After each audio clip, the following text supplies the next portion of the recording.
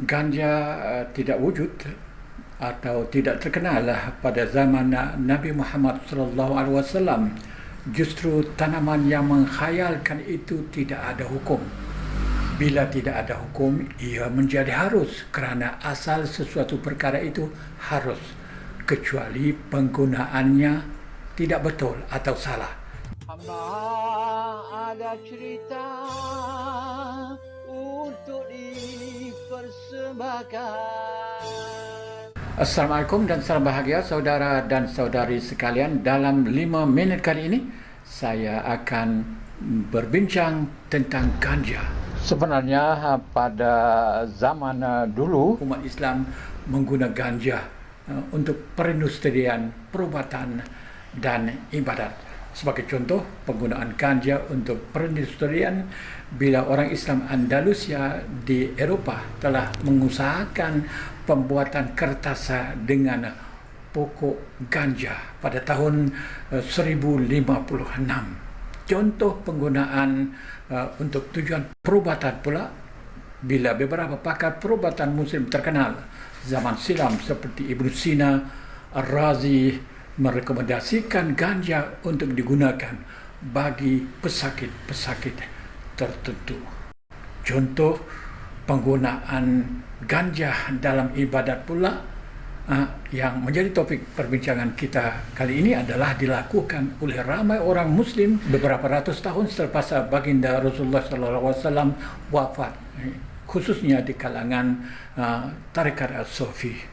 Al-Maqrizi mencatat dalam kitab Khutat yang berbunyi kana awal zuhur hashish am 617 ala yad Syekh Haidar Syekh al-Fuqara al-Mutasawwifah. Lihaza sumiyat al-hashish al-Fuqara, hashish al-Fuqara.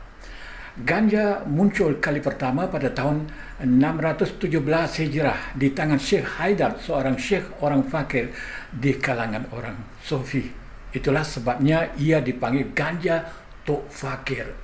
Ganja ini juga dikenal dengan nama Haidariyah yang merujuk kepada Syekh Haidar yang memperkenal dan mempopularkannya di kalangan orang Sufi. Bagaimanapun terdapat sejarawan yang lain yang mengatakan bahawa ganja ini datang bersama pencerobohan tentera Tatar ke atas negara-negara Islam, seperti yang disebut oleh ahli sejarah terkenal Az-Zahabi.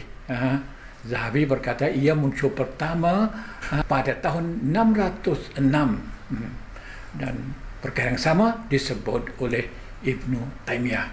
Ya.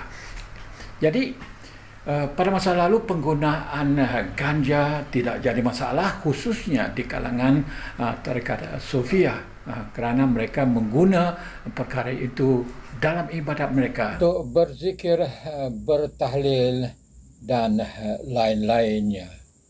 Mereka percaya bahawa pengambilan ganja boleh meningkatkan amalan agama yang pada masa sama boleh membawa mereka menuju kepada Tuhan, mendekati Allah.